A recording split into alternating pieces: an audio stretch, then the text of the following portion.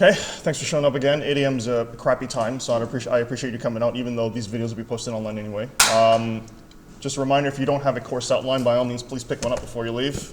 They're not going to go away anytime soon. Okay, so what we're going to, just a brief overview of what we're going to cover today. It's probably been a little bit of a while since you've seen any linear algebra, probably since first year. So I just want to make sure everybody's on the same track. So I'm going to do a quick linear algebra review before I continue. It's going to be very useful when we cover topics later on down the course. And then we'll get on to multivariable linear regression. So the last class we only covered for single variable, so just one feature, but it's probably useful if you want to consider more features in your prediction algorithm for regression if you want to get at least a little bit more accuracy than what you start off with one feature. So we're going to cover the case of multivariables, which is what your lab will be covering. And then we'll get on to some more practical issues with gradient descent, such as what choice of learning rate do you choose? We just chose just a random number last time when we did an example. So this will be a nice introduction into what choice of learning rate you should use in order to get the best convergence rate possible. And then we'll get on to feature scaling, which is another pre-processing technique to ensure that gradient descent converges. And then finally, we'll get onto a nice topic to end the discussion on large-scale gradient descent. So with data, with training data sets and all that, they reach within the millions. So I'm just going to cover some topics to cover how gradient descent would work when you have very large data sets. So that's probably something that you probably want to take a look at. Okay, so without further ado, let's get on to a linear algebra review just very quickly. So starting off with linear algebra, the bread and butter with linear algebra deals with matrices and vectors. Let's go through those quickly, and then we'll start building up all of the stuff you need to know for the rest of the course. So what is a matrix? Oh yeah, if you're watching this video and you already know some linear algebra concepts, then by all means, please feel free to skip this video and jump to the next one, but it's good to have a little bit of review. A matrix is simply a rectangular grid or rectangular array of numbers. Okay, that's pretty much the bare bones definition that you can take a look at. So it's a rectangular array of numbers. Okay? So usually we represent matrices in terms of variables as capital letters, so capital A, capital B, and so on. So you use capital letters to represent matrices. Okay? Represent these with capital letters. And then you usually represent vectors with small letters, but we'll get onto that later. So, A, B, and so on. Okay? So just an example, I don't mean to insult your intelligence, but I'm gonna just write out a couple of examples just to be sure we're on the same track. Okay, so you usually represent matrices as a set of, square braces that are large, that span the amount of numbers that you want. So something like, 1301, this is 198, and then 4, and then 2, and then 949. Just some examples. You can have positive or negative numbers, doesn't matter. Okay? And then the number of rows is the amount of numbers that span vertically. Okay, so this is the amount of rows. Okay, and this is the amount of columns. So how you call this would be, it's a 4x2 matrix, right? So this is what we call a 4x2 matrix. Okay, so this is the number of rows, and this is the number of columns. If you take a look at some, mathematics literature, if you take a look at any stuff that deals with machine learning in more detail, they usually represent this in terms of set notation. So you represent this as the set of all numbers that are real such that they span a 4x2 grid. So that's how you usually represent. You can represent matrices that way too. All right. Another example would be, it doesn't have to span this way. You could have a wide matrix, so you can have something like this. All right, so this would be 2 rows and then 3 columns. All right, and then this would be this would be a 2x3 matrix. And then again, this would span the space of R2, 3. Oops, can't draw. Fine. Here, my bad. Sorry, this is bad palm rejection. I don't like it, but it's all right. Okay. Okay, so there, not so bad. Okay, so this is a 2x3 matrix. So, and then you have the special case where you have square matrices where the number of rows equals the number of columns, and that's also a very useful concept to take a look at, but we'll take a look at that later. So a square matrix, right? It's just the number of rows equals the number of columns. All right, no problem.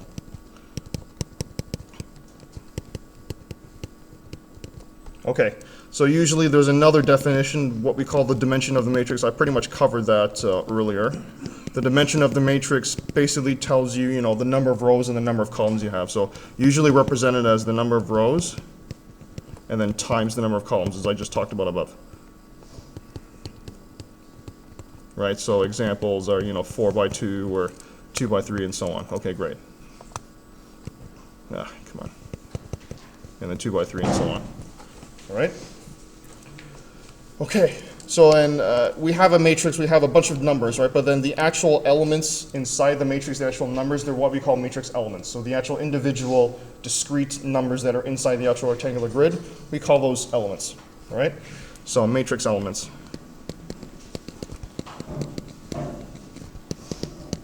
Right? They are entries in the matrix. And the notation we use to access certain values in the matrix are subscripts. So the first subscript would be the row, the row number, and then the second subscript would be the column. All right, so that's not bad.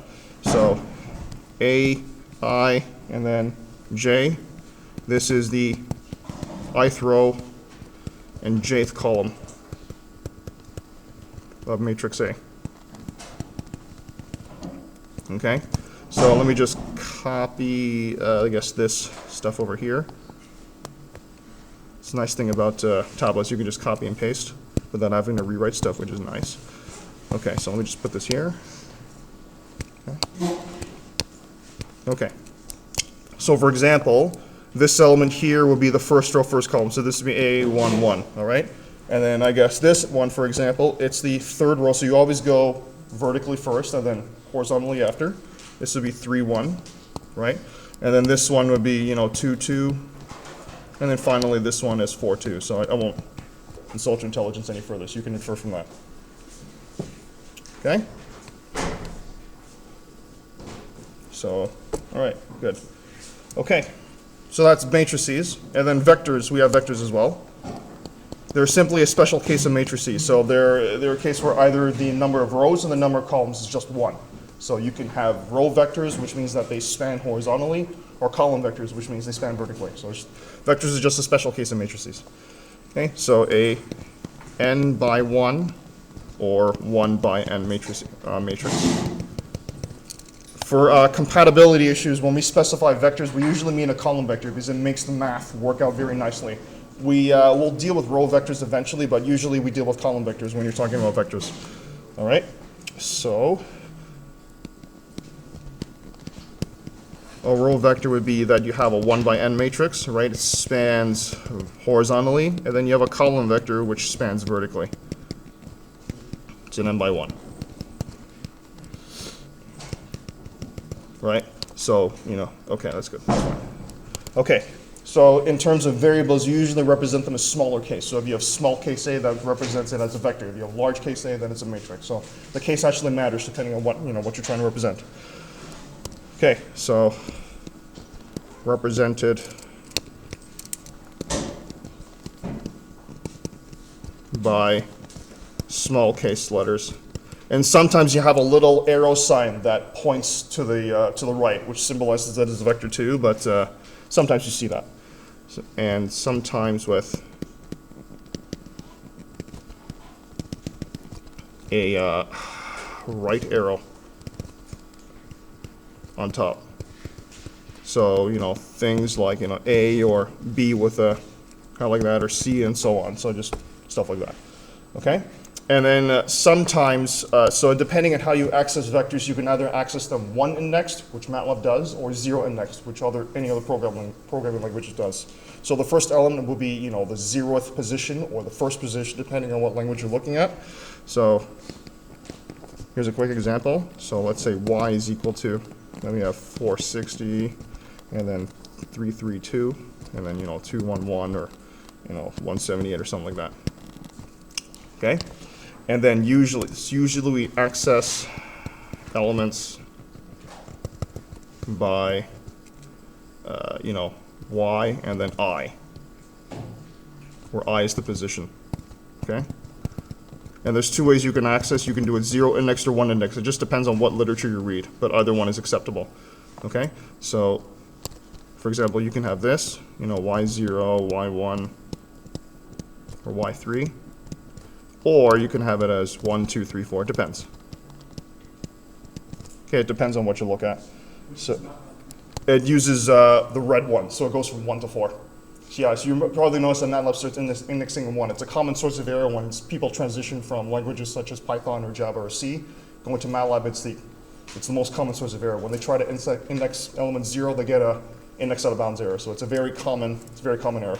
It actually took me a while to get used to this thinking because MATLAB actually is based on Fortran, and Fortran uses 1 indexing as well. So that's where it comes from. There's been a source of debate for years, figuring out how you should access elements, whether it be 0 or 1. The 0 is with respect to pointers, in terms of addresses when you're accessing memory, and 1 is like, well, it's the actual physical first element. So there's been debates for years, and they can't agree on a standard to adopt, and the stuff that programmers talk about for years, right? It's just mind-boggling. But anyway, either one is acceptable. MATLAB uses the 1 indexed approach, so you access the first element by using the number 1. All right? Okay. So either 0 indexing, which is this guy over here, or 1 indexing. This guy over here. All right. Okay. You can also think of a vector in terms of geometry. So let's say you've got a vector of 3 elements. You can, sorry, yes? On the way to go, is this a course cross-listed with A2 or 9? Sorry? Is the course cross-listed with A2 or 9? Yes, it is. Okay, so Yes, it is. This is the same course. because I was unsure. No problem. This is we actually started last week because it's an undergraduate course. So this is just a quick linear algebra review, and then I'm going to carry on with the actual topics of the course. I just want to make sure everyone's on the same guideline with linear algebra. I don't mean to insult you. I'm sure you've done linear algebra before, but I'm just doing it for the sake of the other undergraduate students. No problem. It's only going to take me 20 or 30 minutes to review, and then I'm actually going to do the actual rest of the topics, all right? But yes, this is cross-listed with 8209. Okay, so you can think of a vector as a point in n-dimensional space where you can draw a line from the origin, and then you can draw a line to a point in space where each element corresponds to a dimension that's independent with each other. Okay, but that's that's just bonus stuff. Okay. Okay, so let's get on to some arithmetic topics, all right? So here's matrix addition. So how matrix addition works is very simple. You have to make sure that the rows and columns of the two things that you want to add have to match in rows and columns. So if you have a 2 by 3 matrix, you can only add with another matrix that also has 2 rows and 3 columns. Okay? So add corresponding elements together.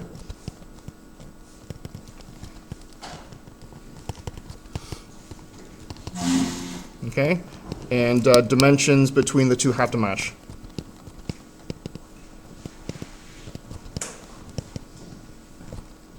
Two matrices must match. Okay, so as a quick example, let's say I had 1, and then 0.5, 2, 4, and then 3, and then 7. And let's say I wanted to add this with another one. Let's say 0, and then 0.5, minus 1, 2, and then 6, and then 10, for example. Okay, so each position in the first matrix, you add it with its corresponding spatial location in the second matrix. So this one adds with this one in order to produce a matrix of the same dimensions where each result goes to its corresponding spot. So in this case, this is 1, right? And then the same thing for this one, you have 0.5, 0.5 again, this is 1. Right, and you can fill in the blanks. So this is 1, 6, and then 9, 17. Okay, that's fantastic. All right? And then vector addition is exactly the same thing because it's a special case of a matrix, right? So you follow the same guidelines. So same logic as above.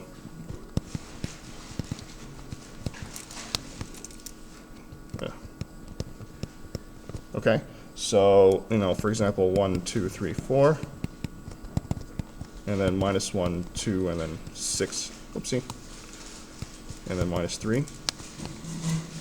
You add these up, and then you get, 0, 4, 9, and then 1. Okay? Fine. Fantastic. Okay? All right. A couple more. This is what we call scalar multiplication. So what this does is that you apply a scale or a factor to every single element in the matrix, and then the output would be just every number that's scaled by whatever you wish. All right?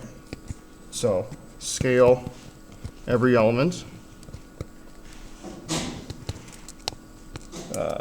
in a vector or matrix by the same amount. I'm almost done here. Just want to make sure we have, sorry, not number. We got the same knowledge before we proceed. Okay, so for example, okay, let's say I got a matrix, 1, 2, and then 0, -3, 4, and then 6. Let's say I want to scale everything by, a factor of 3. So usually there's a number at the outside of the matrix, and then the output is just multiplying every single element by the same number. Okay, so in this case you have 3, 6, 0, -9, and then 12, and then 18. Okay, fine. That's cool. You can also multiply by a fraction, so it doesn't have to be a whole number. You can make it a real number or a fraction if you wish. So we can also do it with vectors as well. There's nothing to restrict you from doing that. In this case, you just divide everything by 4. So this is 1, and then a half. This is 3/2, and then 9/4. Okay. No problem. All right? Great. Cool. And then obviously you can combine operations. You can take a vector and then add it with another vector and so on and so forth. So I won't insult your intelligence by showing you those examples. Okay. Let's get on to a little bit more advanced stuff. Dot product. All right? So dot product is usually used in linear algebra when you want to compare the similarity between two vectors, how similar they are with each other. And you do that by just taking each element in both vectors and just multiplying each elements individually. So you're doing product-wise multiplications, and then you're just summing everything all together. Okay? So measure similarity between, you can think of it as it measures similarity between two vectors. And then what's interesting is that if you've ever used Netflix or any recommender system, they actually use the dot product to measure the similarity between what your interests are with other people's interests. So that's kind of a cool use, but we'll talk about that later. So measure similarity between two vectors. Okay, so that's done by finding the let me see here. What was it? The element-wise products between two vectors and sum. Okay, so formally, you use a dot between, so it's, A dot B, so that's how you represent the dot product. It's simply just adding up. I'll use one indexing here just to make things easier. And then you have, let's see, Okay? So that's basically what the dot product is. It's no problem. Or, you represent this as 1B1.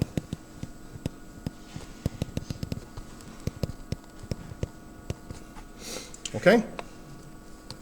And then you can also compute the dot product by matrix multiplication. What you can do is you can take one vector, transpose it, and multiply it with another one. That also computes the dot product as well.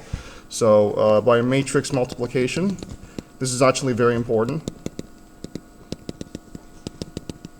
because we're going to use this later. So assuming A and B are column vectors, you can compute the dot product, sorry, I don't need this, by A transpose B or B transpose A, it doesn't matter. Sorry, actually not transpose, I'll talk about that later. Actually, you know what, let me just scratch this. I haven't talked about transpose yet. Yes, my bad, I jumped the gun. I'll talk about that later, okay? My bad, sorry about that. Okay, so let's talk about vector length. I'll talk about transpose later, I jumped the gun, I'm sorry. So let's talk about length. So you can think of a, vector as a point in n-dimensional space. You can actually find the length of this vector from the origin to that point. So all it is just, so you usually represent it as double bars, and then you're just taking every element and just squaring it, and then just adding them all together, and then just finding the square root. Okay? Also, you can think of the magnitude squared. You're just getting rid of the square root. Okay? And this is also equivalent to just taking a vector and dotting it with itself, which makes sense, right? Because if the dot product is between element-wise products between two vectors, if you dot it with itself, it's just the length squared or the magnitude squared. And that's another useful property. All right? Okay. And then I'll cover transpose now, and then I'll do that stuff. So let me talk about transpose quickly. Okay. So transpose means that you're flipping elements. So the rows become columns, or the columns become rows. Okay. So rows become columns, and columns become rows. Okay. So basically, so it's just, let's see here. So for example, the output matrix is B, and then you're just flipping the rows and columns, so given A and B. So given A of size m by n, B is of size n by m, so the rows and columns are flipped, all right?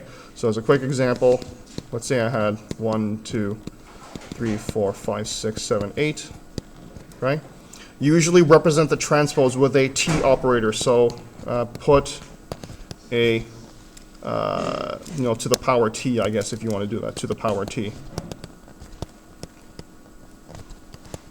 Right, so usually represent the transpose with a T associated to it. So in this case, B, which is A to the T, so T means the transpose, you're just flipping the rows and columns. So this becomes 1, 2, 3, 4, 5, 6, and then 7, 8. Okay, and then side note, okay, we can represent the dot product as a matrix multiplication. This is useful when I talk about when I get back to the actual course topics. So represent the dot product as a matrix multiplication.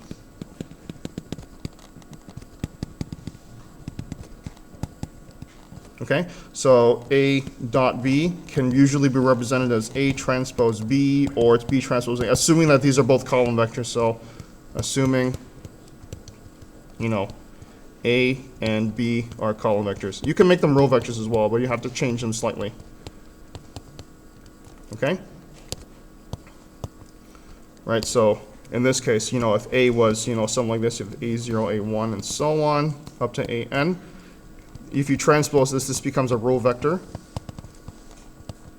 Okay? And then if you take this and multiply by column vector, you're actually computing the dot product. So you can represent a dot product as a matrix multiplication. Actually, if you do some timing tests in MATLAB, if you try using the dot function, and if you try actually doing a matrix multiplication instead, you'll actually see that the matrix multiplication is faster, because matrix operations in MATLAB are actually the fastest. So if you can default back to matrix multiplications, you have the fastest code you can get. Okay, just a couple more topics. Let's get on to matrix vector multiplication. This is important, especially if you want to, if you're looking at the lab and if you want to try to complete it using a linear algebra approach, then this stuff is important. Matrix vector multiplication. So what this is that you have a matrix and you want to multiply it with a vector. They're both matrices, so you can actually do a matrix, matrix multiplication. So how this works is first the number of columns has to equal the number of elements in the column vector. So I want to make sure that this is a not column vector. That's fine. In the vector. I'm just going to say vector. Okay. So how this works is, let's say you're given a matrix such as this. Okay. And let's say this is A. So you have A11, A12, all the way up to the first row, and then this is down to the last row. Right, the first index axis is the rows, and then the last index axis is the columns. Right, this is m by n, 2n, and so on. So we've got m rows, and then n columns.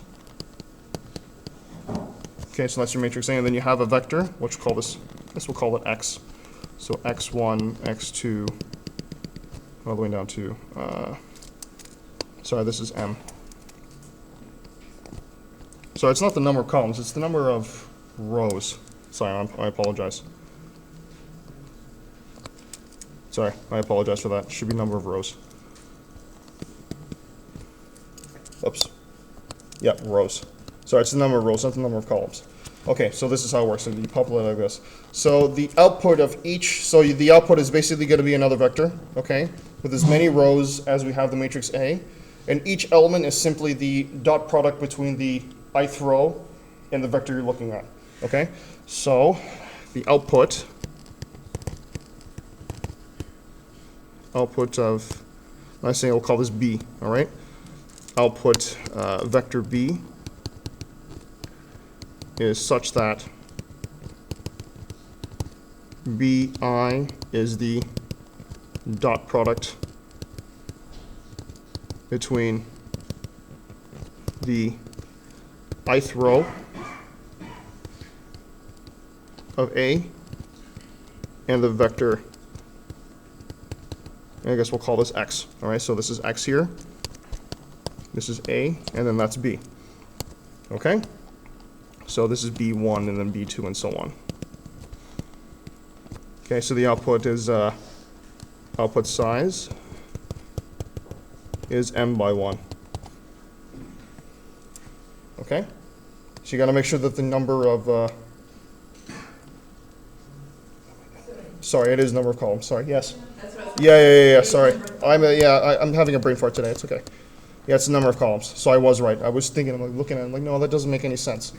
Yeah, it's the number of columns equals the number of elements in the vector. Yes, of course, because you're doing dot products, right? So you have to make sure that the number of columns spans the number of elements in the vector. Thank you. It's the number of columns. Okay, good. Number of columns, great. Okay, so just a quick example, just to be sure that we're on the same track. Okay, example. So let's say we got, you know, this matrix here, for example, 0, 3, 0, 4, and then minus 1. Okay, and let's say we got this vector here, so 1, 3, 2, 1. Okay, so the output is just simply the dot product between the ith row and the vector. So in this case here, the first one would be what? It would be 1 times 1 plus 2 times 3 plus 1 times 2, and then finally 5 times 1. Okay, I'll make the final answer below. I'm running out of room here. Similarly, we've got 0 times 1, right? So you're doing it with the ith row. So you're going down this way, you're doing the dot product, and in this case, this one, you're going down here again. Okay, so you have 0 times 1. Sorry, let me just put blue here just to make sure. Okay, and then we have 3 times 3 plus 0 times 2. Okay, and 4 times 1. Okay, and then last but not least, minus 1 times 1, minus 2 times 3, and then 0 and 0. And then 0 times 1. Okay, in this case, we get 14, 13, and minus 7. Okay? How does that tell us how similar they are to each other? Sorry? How does that tell us how similar they are to each other? You're checking the similarity between each row. That's if you look at it, you know, practically speaking. There's no, well, you can think of a matrix vector multiplication, or you can think of a matrix as like a transformation. So let's say you've got a vector pointing into some space. When you multiply with the matrix, you're moving that vector pointing to another direction. So you can think of that as a geometric way. But in terms of similarity, you can think of, for example, if you're actually, what I was going to point out is if you represent each training sample in a matrix, and if what you can do is if you take this and if you multiply it with your, you know, prediction model, you can calculate the prediction for each element in your, to see how similar they are. So each element in the output will give you what the prediction would be given that each row is an instance that you're using to predict. So I'm actually, so what you've actually pointed me to is what I was going to talk about next. So it's good. I like that this class is very proactive. Okay, so you actually beat me to why this would be useful. But why is this useful? I like how you guys are one step ahead of me. It's great. So why is this useful? So what you can do is you can represent, you can take your training examples, you can put them into a matrix, okay? And then what you can do is if you take your training examples and as a matrix and you multiply it with, your prediction model with linear regression where you have the vectors, the parameters represented as a vector. When you do matrix vector multiplication, what you're doing is you're actually calculating the prediction for each element, for each row instance that you have, and you're calculating what the prediction of that sample points would be. So we can represent predicting values with linear regression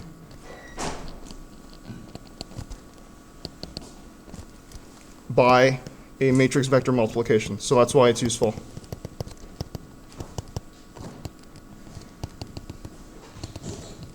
Okay? So how would this be useful? So here's a little example, okay?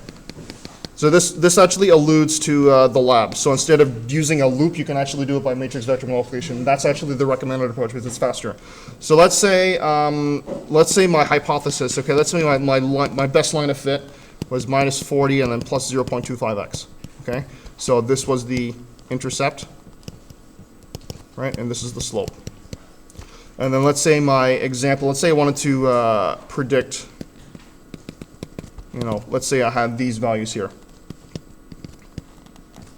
Predict for each instance.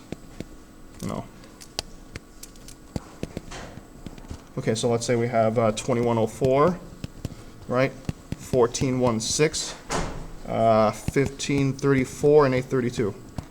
Okay, so let's say I've got this prediction model, and then I want to calculate what the model would predict if I put 2104 in, or if I put 832 in, and so on and so forth. So what would be the predicted values using this model for each element in this vector x, okay? And you can actually represent this as a matrix multiplication. So what you do is you build a matrix x, okay, where you have to make sure that you add a column of ones before the actual vector itself. So what you do is you do 1, 1, 1, 1, 2104, 14.6, 1534, 832, and then you can take your parameters here and represent it as a column vector. So in this case, you'd have minus 40, 0.25. Okay? I think you'll agree with me that if you actually compute this matrix vector multiplication, you're actually computing the predictions for each example that is in the vector x, right? So for example, if I did this one, this is the dot product between, the element, the first element will be the first row on this. This is exactly, what is it? It's 1 times minus 40, and then plus 2104 times 0.25, right? And this is equal to 486. Okay, so this is exactly equal to just substituting x into here. X is equal to 2104. So instead of having to loop over every single element and plugging it into your prediction model, you can represent this as a matrix vector multiplication, and that actually makes it a lot faster to compute. So all you have to do is just build a matrix, so you have the first column is all ones, and then the next column is the data points that you have, multiply with your vector, and then the output would be the predictions for every single example that you're trying to introduce. Okay, so finally we have, this is minus 40, and then this is all the same. Okay, and then we have 14.6. This is 0.25, same thing. Oops, sorry, copied the wrong number. This is 1534, and then this is 832. Okay, and I've already pre-computed these before, and this is 314, 343 and a half, and this is 173. Okay, so that's the reason why matrix vector multiplication is useful, because you don't have to loop through every single element. Just represent your data points as a matrix, make sure you add a column of ones, and then just multiply it with your vector parameters, and then you get your predictions, or the predicted values for every single example. And that's why it's very useful. Okay, so let me just make a little note.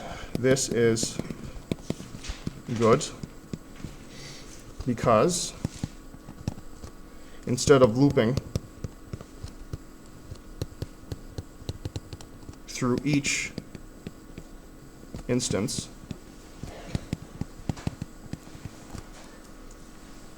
and, oh, come on,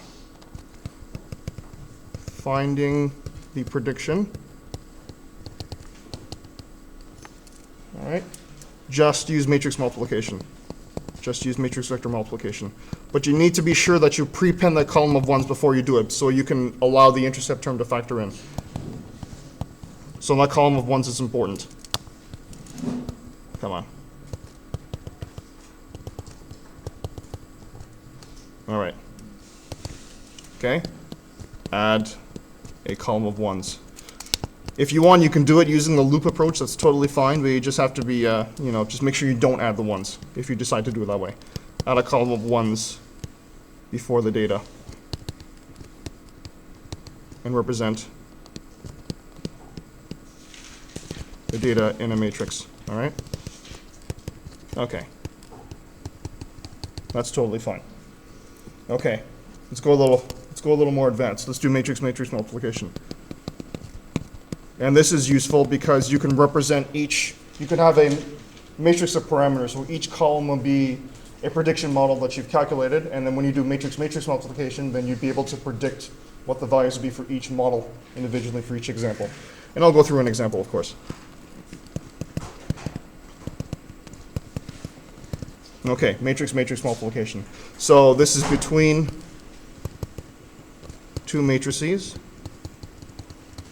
A and B, I guess, if you want to be a little more general. Okay, just seeing how much I got. Okay, good. Just want to make sure that I have enough before I take a break. Okay? So in this case, the columns of A must match the rows of B. Okay? So, and I'm pretty sure I got that right. A must match the rows of B. Okay, so that's, they have to enforce that. All right? So the output size is, so if you have, let's say, an M by A matrix, and if you multiply this by an A by B matrix, for example, and then the output size, the columns and the rows between them have to match, and then this produces an M by B matrix. Okay? That's great. So how you compute the matrix multiplication is that you can think of it as doing a matrix vector multiplication with each column of the second matrix. And then that would be the output for the output matrix. So the ith column of the output. I'm doing all this linear algebra review because when we get to multivariable linear regression, this matrix formulation is actually very useful. So it actually makes it a lot more compact. So you can, by taking A and doing a matrix vector multiplication with each column in B.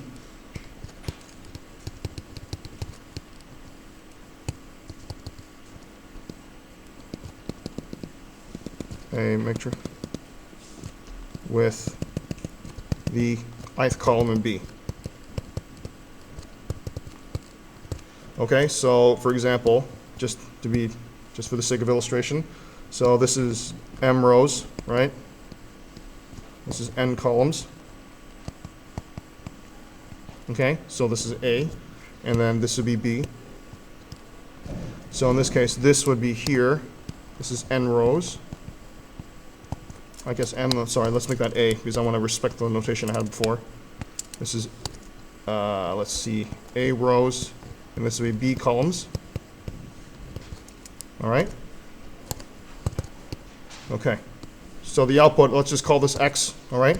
In this case, what you're doing is you're taking the matrix A, and then you're multiplying it with the first vector, all right? So this will populate over here, so the output will be over here, okay? And then you take the matrix A, so you multiply with this, and then you take the matrix again, you multiply with this vector over here, and then it goes and so on and so forth. So it populates like that.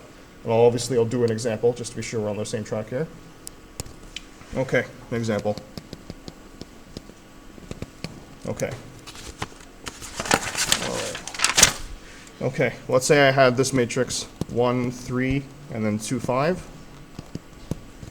And then let's say I had this matrix here. So as you can see, the number of rows for the second one matches the number of columns of the first one, which is great. Okay, so let's say I want to compute this matrix multiplication. So I need to compute 3 columns. Okay, the output is just going to be the matrix vector multiplication between the first, the first matrix with each individual column. So column 1. Okay, so you take 1, 3, 2, 5, and then you take the first column, and this is what you multiply with. Okay, I'm just going to do it for you. This is, let's see, it was 9. Yeah, I think it was 9. Actually, no. It's, sorry, yes, it's 9 and 15. Okay, so 9 and 15 go here. All right, let's do the next column. So you have 1, 3, 2, 5, and this is 1 and 2. Okay, this will be 7 and 12. So this goes up here, 7 and 12. And finally, the last one, 1, 3, 2, 5. Sorry, can't seem to write today. This is minus 1, minus 2. And then this becomes minus 7, minus 12. Okay? And then this gets populated up here. All right.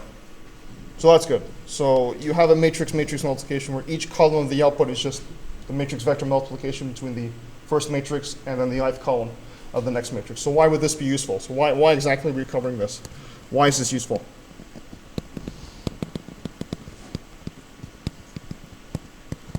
Because let's say you have, instead of just having one prediction model, you might have several. You might have 5 prediction models or 10 prediction models and so on.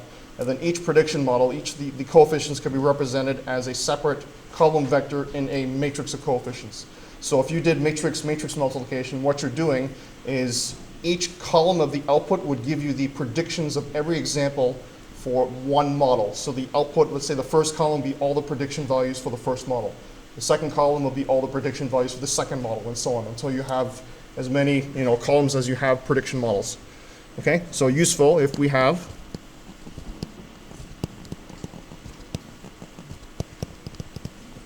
multiple prediction models. Okay, for regression. And we want to find the predictions for each model given new data. We can do this by matrix-matrix multiplication. We don't cover multiple models in the first lab, but the second lab we will. Okay, all right.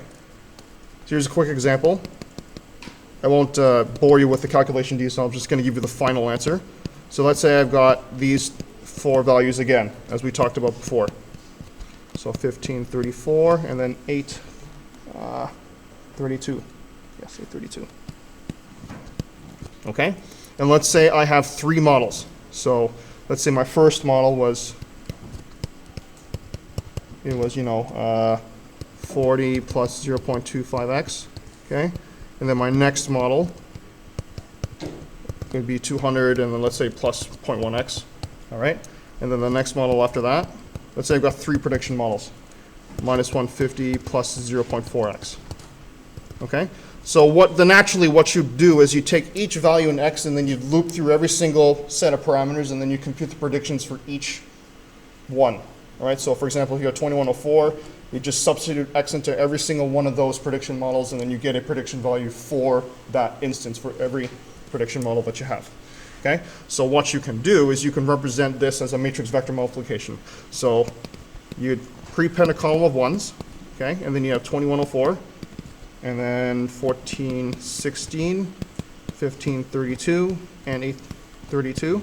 And then what you do is you take each of these parameters, all right, and these become a separate column in the second matrix.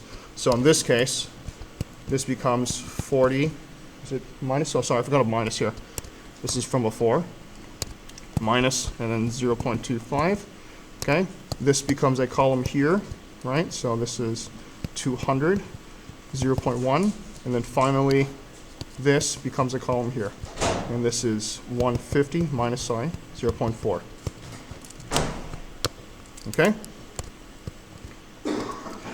Which makes sense. Remember, this is a matrix vector multiplication. So the first column would be this matrix multiplied by the first column. And that would give you the predictions for every example for the first model. That would be the first column of your output. And then you do it again for the next column. So you're taking those instances and using the second model to do your predictions, and that would be the second column, and so on and so forth. Okay? So that's why it's useful. So if I did this, I'm not going to bore you with the computation, but you get this. So 314, 344, and 173. Right? This is 460, I think. I might have to double check the numbers, but I'm just going to throw them in. Sometimes I can't read my own writing, so. And then 692, 416, 464, and 191. Okay? So in this case here, this is the predictions for model number 1. Okay? And then this one would be the predictions for model number 2.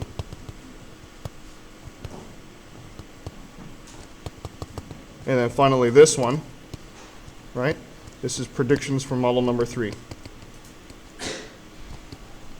So each column individually gives you what the predictions would be if you were to use that set of parameters to do your predictions. So that's why it's very useful. So you can actually simultaneously compute multiple predictions for multiple prediction models by matrix-matrix multiplication.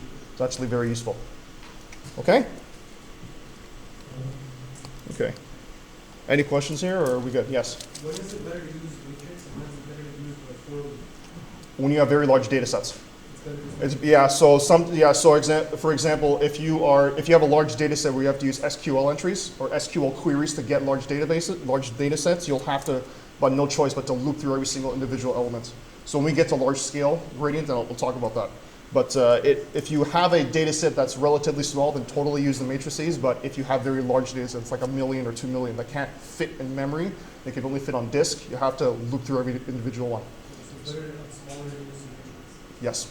So for larger data sets, you have to loop through them because you can't fit all the data in memory as one matrix. So you'll have to do it piecemeal. You have to actually loop through elements. You have to do an SQL query, get that data, compute the elements, and then you just have to loop through every element.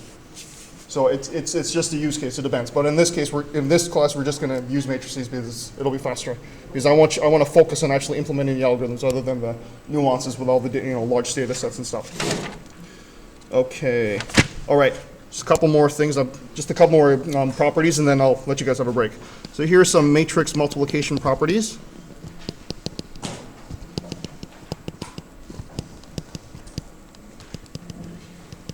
Just two I want to talk about. The first one is usually matrix multiplication is not commutative. And what that means is that A times B is usually never equal to B times A. All right? Just a very general thing. So A times B is usually never equal